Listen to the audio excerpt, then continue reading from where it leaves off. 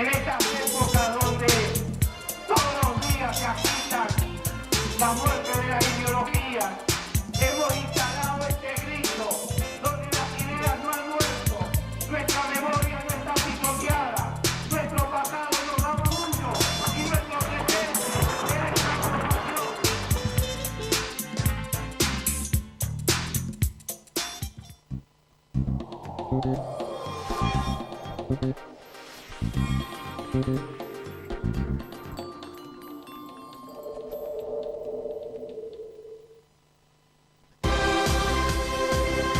La tecnología nos conecta.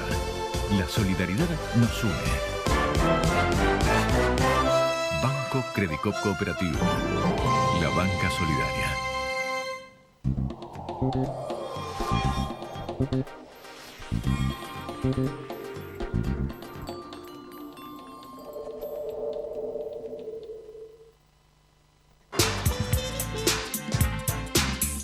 ¿Qué tal? ¿Cómo les va? Bienvenidos a esta nueva edición de La Cultura del Trabajo. Y bueno, con una semana que en el mundo del trabajo está asignado por una elección clave, una de autoridades en SUTEBA.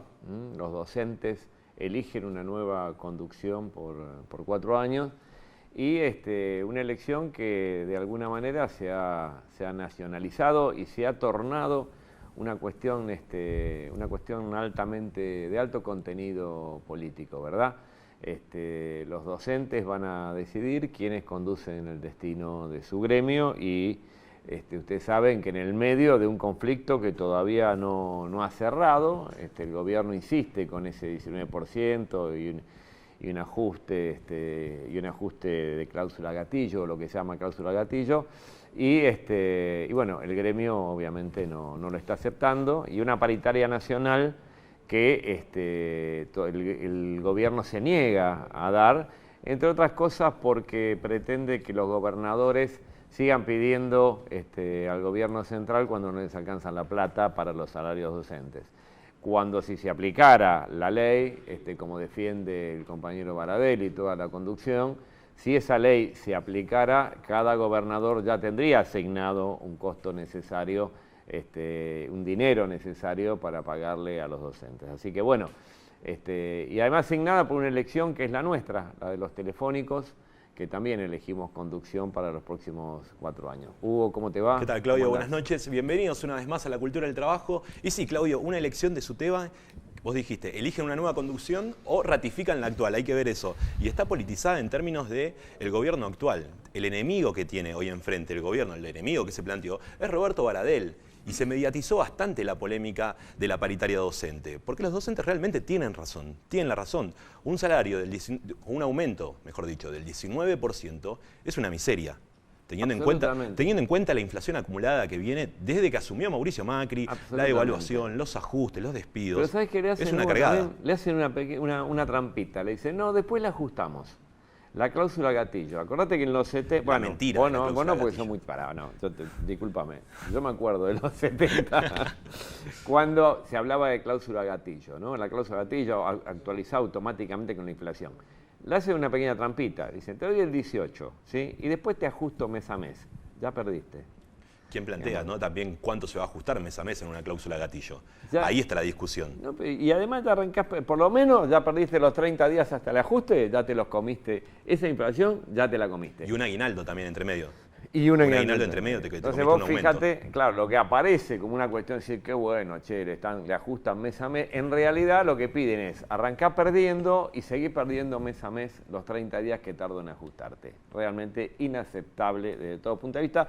Por suerte la conducción lo ha entendido así, Baradel lo ha entendido así y por suerte no han cedido en su reclamo y se han mantenido firmes a pesar de la ofensiva terrible que el gobierno les ha generado. Y que hoy María Eugenia Vidal planteó que los docentes tienen que recuperar los días de paro en vacaciones. Recuperar un derecho legítimo, que es el paro, en vacaciones. Es una provocación peor que la del 19%. Bueno, es nos atropellar un derecho. Atropellar un derecho. Nos tiene acostumbrados. ¿Te acordás cuando empezó el conflicto que dijo que se abran las listas de voluntarios para ir a enseñar a las escuelas? Bueno, por suerte fue muy ridículo, ¿no? Porque no no se anotaron o alguien le dijo, che, mirá, no se puede meter cualquier persona que se anote a cuidar a los pibes y a enseñarle a los pibes adentro de un aula, ¿no? Pero vos fíjate hasta dónde llega. Después premiar a aquellos que no acataron la huelga, algo absolutamente prohibido, una práctica desleal que es configurada en el derecho, en la legislación nacional y en el derecho internacional. Y así lo entendió el juzgado número 2 de La Plata, que ordenó que nadie podía cobrar una diferencia salarial menor o mayor en términos de que son todos de la misma categoría de empleados. En este caso, los docentes, no puede haber uno que cobra por haber ido a trabajar y otro por hacer válido un derecho como es el paro, el derecho a la huelga, que es un derecho constitucional. Por suerte lo entendió la justicia. Bueno, sabemos que los docentes van a reivindicar esa conducción que se mantiene incólume ante esta ofensiva, ¿no? Pero yo entiendo como dirigente gremial, y vos también lo entendés así, que nosotros cuando nos tenemos que sentar a discutir con las patronales, nos tenemos que sentar a discutir muñidos de la mayor cantidad de datos, de la mayor cantidad de argumentos. No porque los argumentos sean lo que define una discusión paritaria, ¿verdad? No es lo que porque en definitiva es la fuerza que vos tenés para poder llevar adelante la voluntad política. Exactamente. Pero bueno, después el marco nacional, la autoridad de aplicación, el Ministerio de Trabajo, ¿no? Bueno. Sí, que de Triaca cuando no quiso validar la de los bancarios. Pero la argumentación es importante, porque cuando los trabajadores nos sentamos en una mesa y discutimos el salario, lo que no podemos es arrancar con una argumentación falaz o poca argumentación o datos que no son correctos, porque a partir de ahí empezamos a recular en chancleta, digamos, ¿no? Como se dice habitualmente. Tenemos que tener, y por suerte tenemos compañeros profesionales que antes que profesionales son compañeros y que por suerte nos ayudan y están del lado nuestro, y por eso los invitados que hoy tenemos, ¿no? Presentalos vos. Así es, tenemos lo que tenemos que decir, dos grandes economistas, un economista y sociólogo, perdón, que también habla un poco de estos datos. Estamos hablando de Javier y Adriana, ¿cómo te va? Buenas noches, bienvenidos. Estamos hablando de una flexibilización laboral en camino, estamos hablando de un aumento de la pobreza. ¿Qué medidas se pueden tomar para afrontar esto? No desde lo gremial, digo, una medida de resistencia, sino una medida dentro del gobierno. ¿Qué tendría que hacer el gobierno hoy para frenar esto? Bueno, es difícil la pregunta porque lo que tendría que hacer el gobierno es lo que no está haciendo, ¿no? Claro. O es contrario a lo que vino aplicando como políticas desde que asumió. De hecho, la crisis que estamos atravesando en la economía y en el mercado de trabajo tiene que ver con las medidas económicas implementadas en el último tiempo. La devaluación, el tarifazo que aumentaron los precios y que hicieron que bajaran los salarios reales, la voluntad de ponerle también un techo a las paritarias que se vio el año pasado y también se está viendo Todo esto hace que los trabajadores tengan menor poder adquisitivo, consuman menos y eso también impacta negativamente en la economía. Sumado a medidas como por ejemplo la apertura frente a las importaciones que está golpeando en la industria, sumado al parate que tuvo la obra pública, que prácticamente hizo que disminuyera la construcción un 15% el año pasado. Digamos, son medidas que provocaron esa crisis, así que ¿qué debería hacer? Hacer cosas contrarias a las que viene haciendo. No debería hacer nada de lo que hizo. En camino también hay una flexibilización laboral. ¿Qué es la flexibilización laboral en términos de que el que está en su casa puede entender cuando hablamos de flexibilización laboral? Porque por ahí es un término hasta que para algunos les resulta amigable decir flexibilización laboral. Soy más flexible laboralmente. Por eso. ¿Quién no quiere más flexibilidad? No, la cuestión está sobre la mesa que un poco lo que veníamos planteando. Fue un año muy malo para los trabajadores, hemos perdido todos los trabajadores poder adquisitivo durante el año pasado, y no solo eso, sino que muchos de nosotros hemos perdido nuestros trabajos. Ahí podemos hablar casi de 410.000 nuevos despidos desde que asumió Cambiemos en el final de 2015. Ahora, frente a esa reducción de nuestro poder adquisitivo, hoy estamos de vuelta abriendo las paritarias del 2017 y muchos trabajadores van a estar muy atentos luego de este año para atrás en cuánto va a ser ese número que va a afectar su bolsillo hacia el final, digamos. Pero para mí también sobre lo que está sobre la mesa sería importante prestar la atención a todo ese conjunto de pequeños elementos que construyen nuestro convenio colectivo de trabajo, que nos defienden y a la vez reglamentan cómo debemos trabajar. Si el año pasado estuvo muy puesto sobre la mesa achicar el salario como costo. Sería importante que este año tengamos en cuenta que hay que defender los convenios colectivos de trabajo, que son otra forma de achicar nuestro salario. Esto, claro. O sea, el convenio colectivo obviamente es salario. Sí, totalmente. Y no es arcaico, como dijo el presidente de la Nación. No solo no es arcaico, sino que la inmensa, yo no tengo la cifra exacta, pero la inmensa mayoría de los convenios colectivos hoy vigentes han sido negociados en los últimos 10 años. Sí. Y si no han sido negociados de conjunto, han sido modificados, pero sustancialmente, acta tras acta, durante los últimos 10 años. Así que no tiene sentido hablar de que son convenios de los 70. No tienen nada que ver con los convenios de los 70. Han sufrido modificaciones muy profundas, y han sido modificaciones a favor de los trabajadores. En general, o sea, no ha habido baja de convenio. Si me permiten, durante los 90 lo que se generó fue un movimiento lamentablemente, dentro del movimiento obrero organizado, donde muchos dirigentes optaron por salvaguardar el aparato sindical a costa de vender, digo, no por el sentido de corrupto necesariamente, sino por cambiar convenios colectivos por defensa del aparato. Y entonces, cada una de las conquistas del convenio colectivo se cambiaba por una prestación monetaria, por un salario, por un plus, por lo que fuera. Cuando nos quisimos acordar, no teníamos ni convenio ni plata, digamos, ¿no?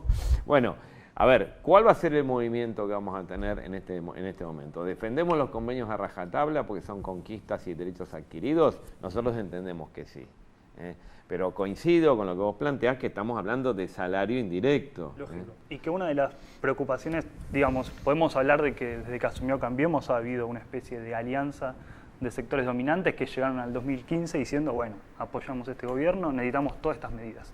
Digamos, y sobre los grandes industriales pusieron sobre la mesa, y creo que lo charlábamos recién, para seguir produciendo en Argentina hay que ser más productivos, y para ser productivos lo que hay que hacer es bajar salarios. Entonces, lo que está de vuelta discutiéndose es cómo hacemos, si no podemos, por las presiones sindicales, bajar esos puntos salariales, es decir, bueno, no será 30, será 28, 27, si no podemos bajarlo de manera nominal, bajémoslo de manera indirecta a través de modificar los convenios colectivos de trabajo. Y el sector petrolero fue el primero que dio un pasito en ese sentido. Hace poco se aprobó una modificación particular y reducida dentro de lo que es el ámbito de vaca muerta, donde los trabajadores petroleros hoy encuentran, por ejemplo, que no se les van a pagar las horas taxi, no sé si saben, pero en el mundo del petróleo tiene un régimen de trabajo algo así como, no estoy convencido, digamos, pero son 4 días arriba del pozo y 3 de descanso, lo que lleva es mucho tiempo de traslado, digamos, desde la casa de los trabajadores hasta el pozo, estamos hablando de kilómetros hasta llegar hasta el lugar, y esas horas no se las van a pagar más, digamos, para que pueda ser rentable la explotación de petróleo en vaca muerta. Todo ese tipo de pequeñas cosas, como decía Claudio recién, son los que tenemos que estar atentos los trabajadores cuando vayamos a defender nuestros convenios colectivos este año. Traíamos el ejemplo de UPCN al principio, que lo traías vos. Vamos afectando de vuelta presentismo y productividad. Claramente Mariana, los petroleros no pierden plata. No, claro. No pierden plata en ninguna crisis. Digo, nunca en una crisis los petroleros pierden plata. Entonces, Las empresas petroleras. Las empresas Claro, petroleras. no los trabajadores. No los trabajadores. En este caso, el ajuste siempre lo van a pagar los trabajadores. Mariana, se hablaba recién de pérdida de poder adquisitivo. ¿Tenés una evaluación más o menos de una evaluación de qué perdimos en 2016, qué perdimos en lo que va de 2017? ¿Algo nos podés arrimar? Mira, el dato que tenemos es el de los asalariados registrados, que son aquellos que tienen un contrato laboral en blanco, que son una parte de los asalariados. En general son además la parte que está en mejores condiciones, ¿no? Porque tiene derechos reconocidos. En ese caso, en el conjunto, en el año 2016 completo, la pérdida de poder adquisitivo fue de 6 puntos sobre el salario. Eso equivale a 3 semanas de trabajo, más o menos, ¿no? Es como si dentro del año, 3 semanas, no las cobraras más. Ahora, ese promedio obviamente esconde situaciones bastante heterogéneas.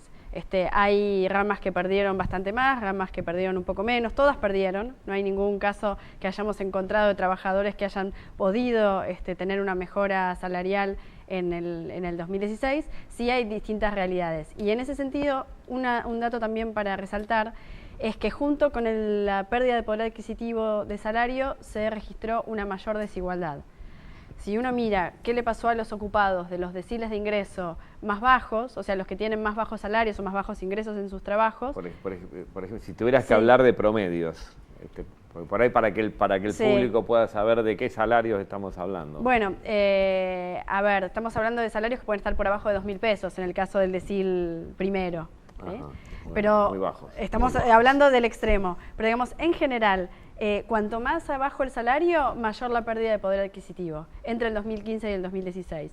Entonces, no solo todos los trabajadores perdieron, sino que a su vez los que están en peores condiciones perdieron todavía más. Sobre llovido mojado. Exactamente. Sí. O sea, claramente lo que se ha hecho es, y además es el trabajador más indefenso, el que está más necesitado, el que tiene mayores carencias, el que no llega a fin de mes. Bueno, a ese trabajador es al que más le bajaron el poder adquisitivo. Y a medida que uno va subiendo en la escala salarial, llega, ¿hay algún trabajador que haya ganado? ¿Alguna escala que haya ganado? La última, solo el 10% de los Pero trabajadores con mayores ingresos. ¿Cuántos ganan eso? Eso están arriba de 25.000, 30.000, ya estamos hablando de casos que no son los generales en Argentina. Digamos. ¿Esos recuperaron? ¿Esos ganan más? Esos le pudieron empatar y ganar un poquito la inflación. De ahí para abajo todos perdieron en mayor o menor medida. Así es. Bien. Sí, tengamos en cuenta también que la paritaria, al aumentar por porcentual, si uno gana 10.000 pesos y ahora la paritaria, una paritaria de lo que plantea el gobierno, del 20%, son 12.000 pesos de aumento. Si vos ganás 50.000 pesos, son 10.000 pesos más. O sea, también hay que tener en cuenta eso, que la paritaria no es equitativa a todos los trabajadores, ¿o es así? Sí, eso depende de lo que negocie, claro, y lo que se negocie en cada convenio. Por ahí me estoy yendo de tema, pero una política importante que tuvo el gobierno anterior, con el momento en que empezaron a crecer de nuevo los salarios, fue desde la política de gobierno tratar de que haya mayor equidad. Entonces ahí hubo aumentos de salarios por suma fija, aumentos de salario mínimo que eran mayores que los salarios promedio. En los convenios se veían que aumentaban más las categorías de más abajo. Y eso es algo que hoy nos está dando, digamos. Claro, y ahí entra el convenio colectivo, de esto se trata. Exacto, pero además hay toda una tendencia que se disparó desde los propios dichos del presidente, ¿no? Hay que venir a trabajar. ¿Cuál de todos? Bueno, tienen muchos, ¿no? Hay que venir a trabajar los sábados, hay que ampliar las jornadas, hay que trabajar más, Cuando él larga esa consigna, cuando él baja esa línea, por decirlo de alguna manera, uno se encuentra con que las cámaras empresarias la toman inmediatamente y dicen, yo quiero discutir productividad. Porque el problema que tiene el trabajo argentino es la baja productividad.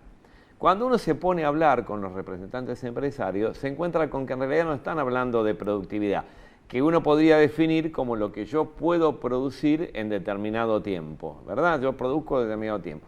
Entonces, ¿qué dicen? Cuando uno profundiza, no hablan de eso, dicen, hay que aumentar la carga de trabajo. O sea, no hay que modificar la técnica, no hay que modificar las herramientas, no hay que hacer inversiones en el sector, lo que hay que hacer es cargarle más la romana al trabajador, o ampliarle la jornada por la misma plata, digamos, cosas bestiales, ¿verdad? Sí, que además tienen resultados, la verdad que no, incluso desde el punto de vista empresario, no van demasiado lejos. O sea, la productividad que pueda tener un trabajador en su trabajo depende de cómo esté dada la maquinaria en ese lugar, cómo esté organizado, lo bien o mal que estén lo que vos decías, las herramientas, los elementos de trabajo. No depende de que esté digamos, bajo el látigo, rompiéndose el lomo así en un sentido inhumano para lograr mayor productividad. Eso va a poder mejorar un poquito la rentabilidad empresaria, pero la verdad que lo que necesita Argentina para mejorar su productividad son inversiones. Y en este periodo las inversiones están faltando. La lluvia de inversiones no llega, lo que llega son solo inversiones financieras. Así que estamos tratando de cargar sobre los trabajadores el peso de un ajuste y de una crisis, mientras que no está habiendo ninguna mejora en cuestiones más estructurales que hacen realmente un aumento de la productividad.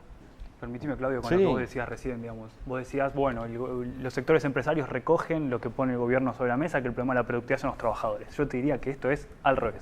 Digamos, el gobierno está recogiendo el reclamo histórico de los empresarios antes de estos 12 años, que es hay que bajar la productividad a través de achicar el salario.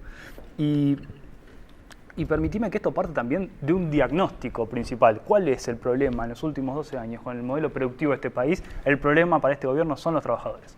Digamos, en revés de lo que planteábamos recién, bueno, necesitamos un modelo productivo que esté sustentado en la inversión para producir más, lo que este gobierno puso sobre la mesa, necesitamos un modelo productivo en el cual el salario ocupe un rol secundario dentro del modelo general. Y esto es importante porque a partir de ahora, en la cabeza de la diagramación de políticas públicas por parte del gobierno, el salario es un costo. Y como todo costo más, hay que reducirlo. Y esto es lo que está sobre la mesa cuando se sienta a discutir. El salario dejó de ser una relación virtuosa entre consumo y salario, y ahora el salario es un costo más que hay que reducirlo porque afecta a la producción.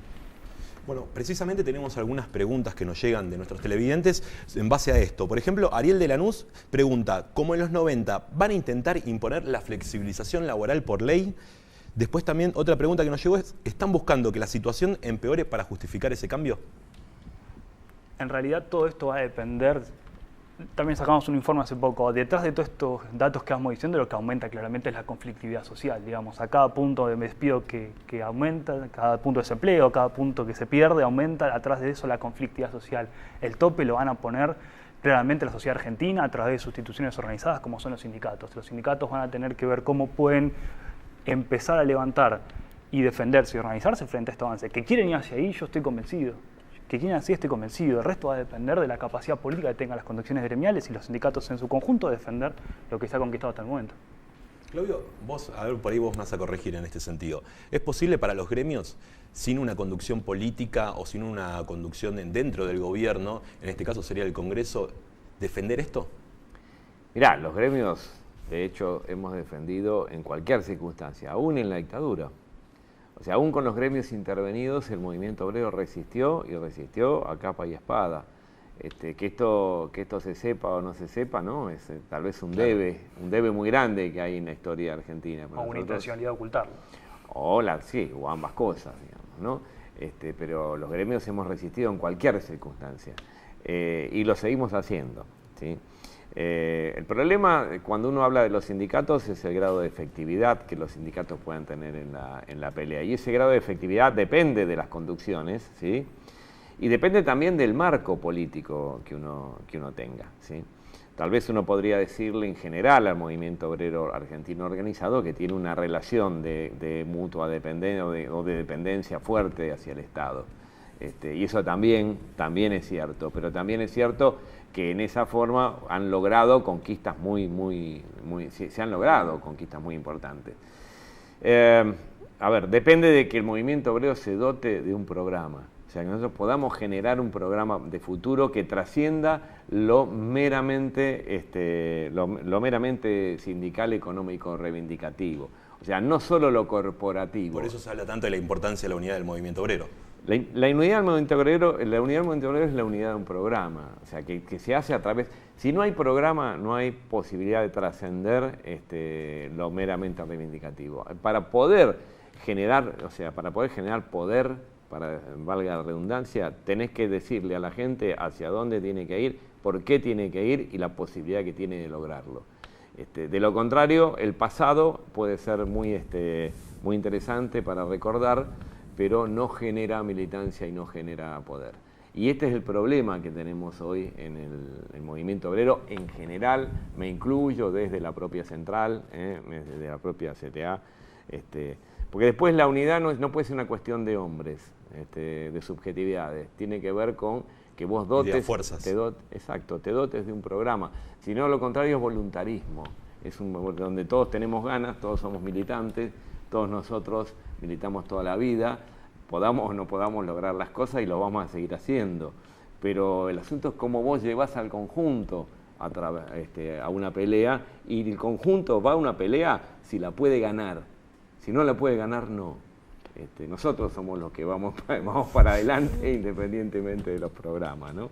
Y en ese sentido, por eso decía, lo que ustedes nos aportan es la posibilidad de convencer al conjunto, de movilizar al conjunto, de que el conjunto participe porque entiende que puede ganar, porque entiende que esas razones son lógicas, no solamente ideológicas, ¿verdad? Y ese es el punto donde ustedes participan y colaboran muchísimo, digamos. Porque sí, también en desenmascarar esa mentira de la pesada herencia. La única verdad es la realidad, dijo alguna vez algún político. Y bueno, y hoy tenemos una realidad muy chocante. Estamos hablando de 1,5 millones nuevo de pobres y 400.000 nuevos indigentes. Un desafío es explicarle a la sociedad cómo surgieron, que no es una pesada herencia, que surgieron en este último año y medio. ¿Cómo se lo podemos explicar? Bueno, no es algo inseparable de los fenómenos de los que veníamos hablando. Venimos diciendo que hay una economía donde hay una recesión, donde no hay inversión, donde no hay consumo, donde la pérdida de salario real juega en contra de la posibilidad de recuperar. Y donde la política de gobierno por ahora sigue apostando a eso, ¿no? No está poniendo el objetivo en revitalizar el salario y por esa vía tener una mejora económica, sino todo lo contrario. Y además la pérdida de empleo, que también señaló el compañero. Bueno, y por supuesto que eso va a repercutir en los ingresos de los hogares y mucho más en los más vulnerables. También hablábamos del aumento de la desigualdad, y otra de las manifestaciones y de la forma de verlo es que aparecen nuevos hogares en situación de indigencia y en situación de pobreza. Efectivamente, hay casi 1 millón más de hogares en situación de pobreza respecto de 2015. Es verdad que la situación de las estadísticas hace que todo esto a veces sea difícil de entender, ¿no? Porque venía viendo un INDEC con estadísticas cuestionadas y ahora empieza de nuevo, después de un parate estadístico, empiezan de nuevo a publicar datos, y lo que se hace con la pobreza es cambiar la metodología, con lo cual los datos que hoy se están viendo no son comparables con los del año 2015. Por eso, desde los que nos dedicamos a esto, lo que hacemos es tratar de reconstruir una serie de información que sea comparable a través del tiempo, y de ahí surge este dato de casi 1 millón y más de hogares pobres en situación de pobreza, exactamente. Desafío. O sea que, digamos, esta gente nos compara peras con manzanas. Sí, les sirve un poco el embrollo eso para decir que hay una pesada herencia de 30% de pobreza cuando no eran así los números que teníamos. Donde no importa que haya pasado en los últimos 12 años o desde históricamente el gobierno del peronismo, siempre hay un 30% de pobres. No hay política pública que valga, no hay desarrollo político productivo que valga, siempre hubo un 30% de pobres. Es lo que se intentó instalar con este vacío estadístico que se generó desde el INDEC de Jorge Todesca. Y sí, Claudio, si hablamos de realidades, uno puede comparar los últimos 12 años, cómo estuvo, con el sueldo que tenía, si le alcanzaba para llegar a fin de mes, si le alcanzaba para comprarse un televisor, irse de vacaciones, cambiar el celular. Bueno, hoy no alcanza. Bueno, se nos va el programa, pero la verdad es que esto da para muchísimo más. Tenemos que repetir la invitación a los compañeros porque nos quedó un montón en el tintero, muchas ganas de saber, y seguramente a usted también le quedaron muchas preguntas por hacer. Así que, bueno, lo encontramos en la próxima semana en La Cultura del Trabajo. Muchas gracias. Nos vemos.